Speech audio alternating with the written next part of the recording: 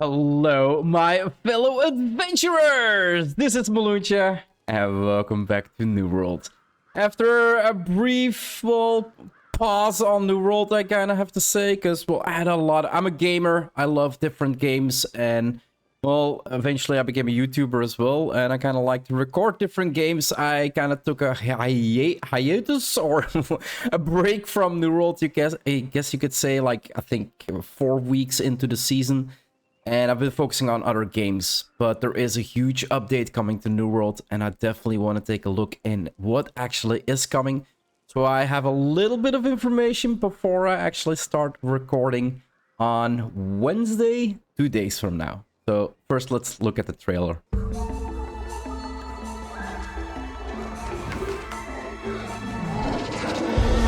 Time has no claim on the Eternal Isle.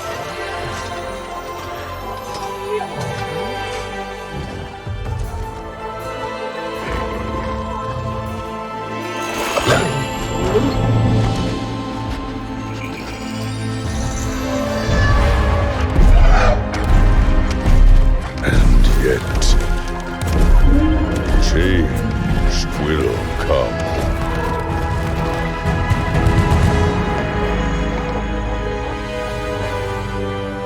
Eternity wasted on human ambition.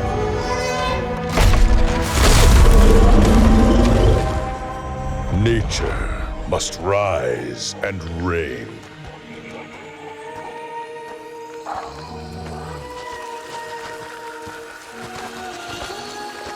Mighty lords, let us cleanse these lands. But the future is fixed for neither man nor beast.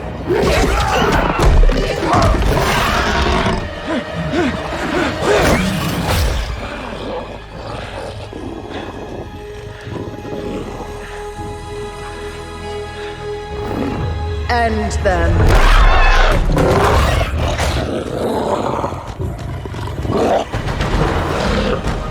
Change is coming for us all.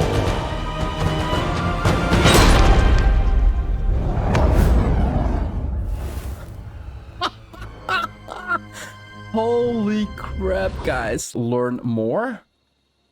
So the announcement: greetings adventurers, ride mounts, wield a new weapon, the flail, and explore transformed lands when New World Rise of the Angry Earth launches on October the 3rd. You cannot pre-order, guys. You need to come online on the 3rd and actually just buy the expansion and then download the game. Like, you cannot preload it. I've been looking all day to be able to preload it. There is not preload. It is $21.99, so it's actually not that expensive. As you can see, like, all of the updates, all of the content that we have received in New World over the years was free. I really can't blame them for saying, like, guys, we're making a new expansion. We would like to get a little bit of a currency out of this so we can keep working on the game further into the future. So yeah, definitely not mad about this. I definitely agree that they actually needed to do something like this to actually get the funds to keep investing, right? And new players can kick it off for around $70. I think it's like 70 euros, a little less, a little more. 70 euros, 74 euros, something like that, to get the complete bundle for New World and then the actual expansion. So Season 3 will update then as well with Rise of the Angry Earth, revamped main storylines. So the new storylines are basically for Great Cleave. As I could... No, not Great Cleave.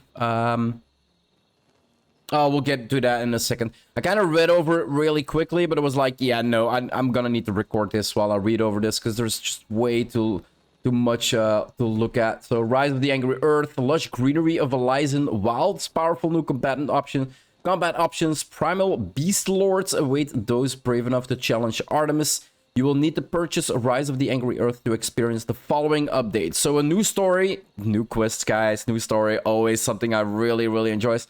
First light has fallen. Once a welcoming place for newcomers to Eternum, the fields have been ravaged by the fury of Angry Earth. No one is certain what has become of the people and the villages that once polluted the area. Polluted. And a deadly barrier has kept all but the most intrepid from attempting to find out. This abundance of earthly powers has awakened the mighty beast lords, a new possible adverse facing the people of Eternum. With them also comes a boon, the secret to taming and riding animals. So mount, summon a mount for faster travel across Eternum. Master horses, direwolves, and lions with each a unique look. Customize equipment and a name you can set. Level up the new riding trade skill to earn upgrades like increased speed, buffs, higher tier consumable foods for your new friend. So there is consumable foods for our mounts, and it's a riding skill. So something we gonna need to upgrade. Okay, interesting. New progression. Increase your character level to 65 and gear score to 700 with new attributes to help power up your build. So we're gonna get an experience increase, guys, to 65, which is definitely something really, really nice. And gear score increase as well. Increase in trade skills. This is not something I'm really a fan of because it took me a long time to actually get to 200. And now they're saying I'm gonna need to upgrade them to 250. But it comes with a higher zone, right? So higher gear score, higher level. That also means that there's gonna be new resources. And new resources means higher trade skill, crafting skill, like gathering skill, like all of these. Complete a new faction quest and unlock a new faction tier loaded with desirable gear and items. So I'm gonna actually need to run like faction quests, and a lot of them, to actually probably get as fast as possible towards the new faction quest, so I can get my hands on the new faction tier as fast as possible, right? We got new gear rarity artifacts. Okay. Find and equip artifacts, a powerful new tier of weapons and armor. Complete a series of quests and awaken the artifact's full potential by unlocking its 6 perks, including one unique playstyle defying perk to change your game. So artifacts, a powerful new tier of weapons and armor. A series of quests anyway. Is this gonna be like Destiny, where it's like legendaries, where you need to do a quest to actually upgrade the weapon or the catalyst to actually unlock the bonus perks? 6 perks on the weapons and the gear. I presume they're not gonna be able to, like, that you're gonna have like every, like, a headpiece and arm. It's probably gonna be more like Destiny, where you can only equip one. But it would be cool, like completely overpowered, but PvP would probably be completely broken in that perspective if we get 6 perks. The flail is a versatile one-handed weapon with options for an offhand shield. So one-handed, it's gonna be able to replace the sword for sword and shield then. Use arcane magic to enhance attacks and buff allies or debuff enemies for an easier victory. So it's a tool that uses both mana and stamina then, if I can understand it correctly. Through a combination of melee and arcane magic and strong defense, the wielder can bolster their group's effectiveness without dropping the offense. Okay, so they're saying it has a really good attack power, but you can still boost your friends and debuff the enemies. Okay. I presume it's gonna have a lot of AoE abilities in it. A zone transformed Elysian Wilds. The southern tip of Eternum, formerly known as First Light, has been invaded by powers of Artemis and the Angry Earth. Explore the raised structures of this magical new landscape and battle the ferocious beasts that have taken refuge in the verdant, unsettled terrain. So we can see flying bugs here, or maybe even, well, probably flying, as it has like a Scarpacci. Like the shell is out. So I presume that's flying then. New expedition, the Savage Divides. Of course, new expedition is included into the new zone as well. Embark on a dangerous new level 62 plus. So yeah, there comes the increase in our XP level. Expedition to track down the primordial beast lords before chaos emerges from the depths of Eternum. So yeah, the 3 lords we saw from the trailer are the 3 bosses that we're probably gonna see in the expedition then. New heart rune ability, Primal Fury. Unleash your inner beast to deal unarmed light and heavy attacks on enemies. It seems like it's kind of like a jump ability. Probably with a ground stomp or something like that. New season pass. New influence races. Capture new influence towers and strike down enemy factions in open world combat for territory supremacy. Each faction will compete for influence in specific zones during scheduled times. If an attacking faction earns enough influence through PvP missions, influence towers, and forts before the race ends, they'll receive bonus rewards, plus the opportunity to declare war. Oh, a new means? Well, actually an additional means, because it is still PvP missions, so they are not going to change. But then capturing the fort and then apparently towers that we can capture or hold will actually receive bonus rewards and get us the influence that we need to actually win over a zone so we can declare war there. If the defending faction prevents the attackers from scoring enough influence within the time limit, they'll earn bonus rewards for both the influence race and the next war. Regardless of who wins, the attacking faction with the most influence can escalate the conflict into war. So they're talking about attacking faction, but not about attacking alliances. Or corporations or clans or... it's been a couple months, guys. Bear with me if I don't really know the names of everything anymore. New main storyline quest revamp, Eden Grove and Great Cleave. So I was kind of right, but it's Eden Grove as well. So the Eden Grove and Great Cleave main storylines are getting overall based on player feedback and improvements made to the revamped starting experience, which were really, really good. I liked the restart and the revamp really much. So I'm looking forward to see if there are quests in there that I actually are gonna like reset and I can actually do again. Experience these familiar zones through fresh narratives and more quest variety and a few new surprises. Surprises? Okay. Ward, Bane, and Resilience and Expertise removed. Okay, so Ward, Bane, I knew. Resilience and Expertise removal? We're removing Creature Bane perks, Creature Ward perks, Resilient perks, and Expertise based on player feedback. This is definitely something that needed to happen a long time ago. As a result, we'll be making the following balance changes. For Banes, we're increasing the base damage of magic and ranged weapons in PvE to make them more effective alternatives to melee options against multiple enemies. So they're gonna increase the AoE that the magic and ranged weapons are gonna do. That's what I can understand about this. For wards, we're making adjustments to the AI and encounter sides to account for the removal of their defensive and offensive benefits. So basically, I think they're gonna make the AI a little less tough than they are right now. For resilience, we've added crit reduction to all players through the equip load effects light. Gets a 15% decrease in critical damage taken or critical reduction. Yeah, is it crit damage taken or less likely to get a crit? That's something that's not really specifically told here. So medium 20, heavy 25%. Current items with this perk will receive health perks instead, which increase the player's health as a certain percentage of their base health. So I got a full PvP set with all resilience on it. So basically every one of my resilience perks will become a health perk. For expertise, we're making adjustments to the gear score drops from all creatures based on their level. Implement player feedback in Season 3. So we used to need to have umbral shards to make weapons from 600 to 625. As I can read it right now, basically the higher tier enemy you beat, the higher tier weapon can drop or armor can drop. That's how I understand it. That would be more in line with like almost every other MMO that you play. And then of course going into expeditions, dungeons, raids, that's where the highest tier will actually drop, right? Like the 700 gear that we saw before. What else? Stay tuned for more weapon and perk balance updates as we continue to implement player feedback in Season 3.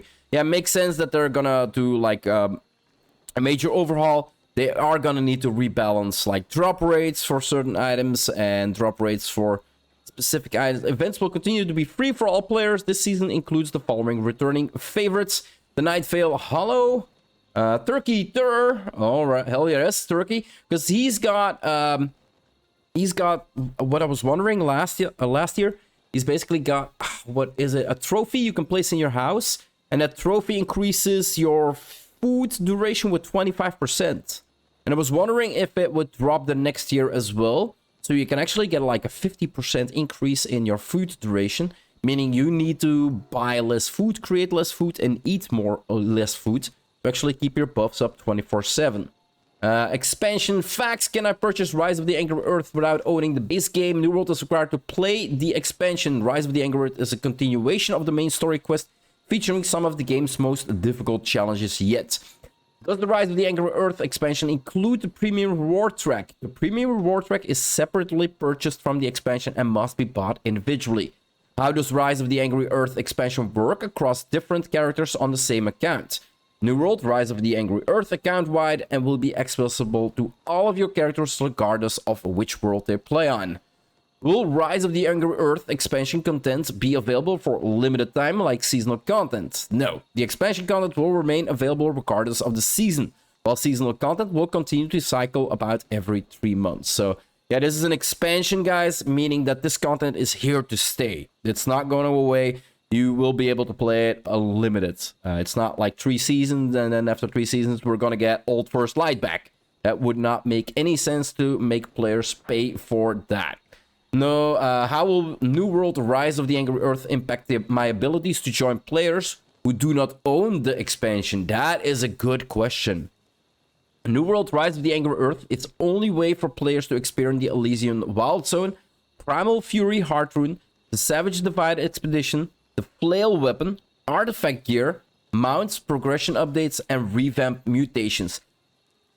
Okay, so mounts, if it is quest specifically that you need to do in that section to actually get mounts, I can see how they can like stop that for nobody else getting mounts unless you actually bought the expansion. But I wonder about the Flail Weapon. Like, weapons is something you can craft. Weapons is something you can put on the market. For players who can just buy the Flail Weapon of the market, are they not going to be able to use it, right? Because they are saying, like, the only way for players to experience the Flail Weapon and all other modes and quests will remain accessible to everybody.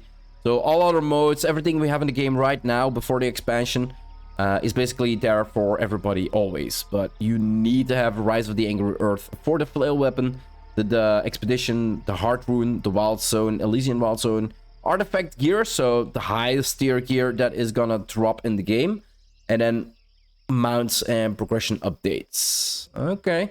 And revamped mutations. Revamped mutations? What changes are coming to revamp? Oh, here we go! To revamp mutations with the Rise of the Angry Earth. Initially, we considered changing to a weekly limit of 100 mutation runs a week. Holy crap. I don't think I even did like 3 in a week. This was due to planned changes to the amount of loot that would be dropping. A reduction and the removal of Umbral Shards. So Umbral Shards are gonna be gone. After considering regarding the amount of loot dropped per expedition, maintaining a high level of drops and testing, we are instead raising this limit to 35 due to the impact on other parts of progression and economy, and we will continue to monitor. To further improve mutations as an endgame activity, we revamped the experience for level 65 players. As a result, you will need to purchase Rise of the Angry Earth and max out your character level to enter mutated expeditions. So this is kind of, as I can understand it, if you do not level up to 65 with the Rise of the Angry Earth expansion, you will no longer be able to run mutated expeditions. And they're saying expeditions. Just they mean every expedition we have in the game right now has a mutator. So basically they're saying you can no longer. That is a huge mistake. You can still play the expedition. You just no longer can play the mutator because the mutator are where you are getting your max level gear, right? And you can only get your max level gear if you can get to 65. Okay, that's a big limitation. This added accessibility means less waiting time for groups and more opportunities for players to help less experienced adventurers. So 3 difficulties. So the 10 difficulties is going away. And we're getting 3 difficulties only. And a weekly limit of 100 mutations. That is actually... That is interesting. I wasn't really a fan of the 10 difficulty level either, guys. It looked good at start, but I wasn't really a fan of it. Okay, players can also look forward to more desirable endgame rewards. For example, players that complete elite mutations. So there is gonna be normal mutations, then hard, and then elite, something like that. Will have a chance to earn artifacts. Here's the difficulty breakdown. So intermediate requires 650 gear score, includes mutations. Hard requires 765 gear score, included mutations and promotion. I have no idea what promotion is. Elites require 700 gear, including mutations, promotions, and curses. Holy crap, what the hell? What are the system requirements to play New World? Yeah, that's not interesting. Public test server. What they're gonna test, client, backstory, loadouts, facts. Look at this, guys. Oh, I know where this is. That's the pirate ship.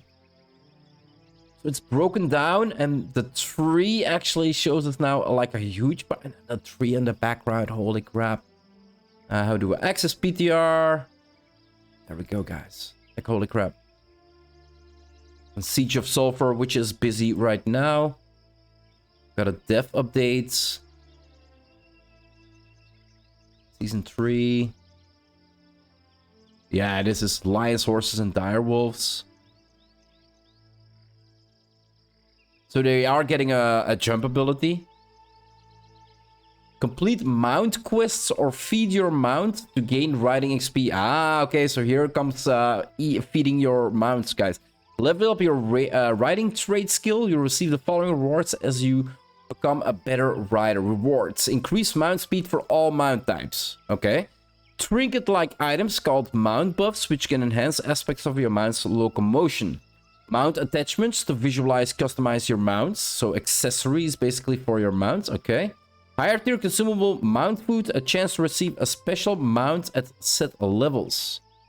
Ooh, there's even special mounts in here. Time trials and quests. Conquer mount-specific challenges across the tournament for additional rewards. Complete mount quests to befriend and unlock new animals. Compete in 2 types of mount time trials for riding XP. Mount buff items, mount vitamins to make consumable mount food, and more. Tours. Find the quickest route to the finish line. Rallies. Reach each subsequential checkpoint before the timer runs out. Customization. So here we can see already like a different saddle, and then somebody pasted something on the side here. Make each mount your own with nicknames, attachments, buffs, and dice. All items can be equipped to any type of mount. Explore the mount collection menu to personalize your new ride through the following options. Mount attachment items. Mount have 2 attachment slots for visual equipment. These items are solely aesthetic, meaning they will not impact gameplay. Mount consumable items. Feed your partner for additional riding XP. And then mount buff items. Bolster your riding style with mount buffs. Each item is bind on pickup, has a riding level requirement, and can be paired with other mount buffs. Earn this rare loot through quests, riding trait skill rewards, and open world drops. Cleansing Talisman. Apply Cleanse on a forced dismount. Empower Talisman. Apply Empower on a... Apply Fortified on a forced dismount. Okay, so Haste and Heal. Mountaineer. Pendant. Reduce damage on landing. Summoning time. Increases encumbrance tolerance. Okay, nice. That's definitely a good one. Other mount buffs will increase dash capacity, power, or recharge speed. Mount store items, mounts in open world PvP. Our goal for mounts in PvP is to minimize their impact on combat as much as possible. For example, you can't summon your mount while in a combat state. Summoning has a 2-second delay, and any PvP damage will cancel the summon. When riding, any damage from other players will dismount you and dismiss your mount. The damage from enemies can also force dismounts. However, there will be a degree of tolerance for lower level enemies who pose no significant threats. Kinda makes sense? To further reduce mount interference in open world PvP, the PvP timer that governs a player worth, if killed, will be paused when mounted. similar to a safe zone. Additionally, XP acquired when mounted will not count towards any bonus thresholds. We make a few adjustments after our own playtesting, so we still feel like it's too easy to ride away from a fight. We will retune. Concept arts for the direwolf, the lion, so we got a yellow, orange, and a white one, a brown, grayish one, and then a light brown with gray. And then, yeah, horses probably have a lot of different skins. Saddles. Okay, looks nice. And then here you can see, like, this is actually the yellow, are all items you probably can equip on your mounts. Okay. What else do we have in here, guys? That's the announcement. I think that is everything that we can... Yeah. Holy crap, this isn't looking incredible. And there we go, guys. Everything that was announced for changes. Now, of course, while we are playing the game and I am recording New World again starting Wednesday, we are definitely gonna need to look into everything because Umbral Shards are going away, so we definitely need to see what they're gonna do with those. I don't know, vendor. Remain. Well, survive, keep your guard up like Knights of York. Can I help transmog? I thought that was not coming till season 3. Holy crap, guys. I've been missing out a lot. I've been missing out a lot, but I'm gonna end up this episode here. Let's sit our ass down like we always did and end this here. If you want to see more of my quest progression on my Let's Play in New World when the actual new expansion hits, guys, or any other game I might be playing on my channel now or in the future, just hit that subscribe button. It would always help out a lot. I do hope you enjoyed this episode, and I'll see you in the next one. I'm excited. Bye-bye.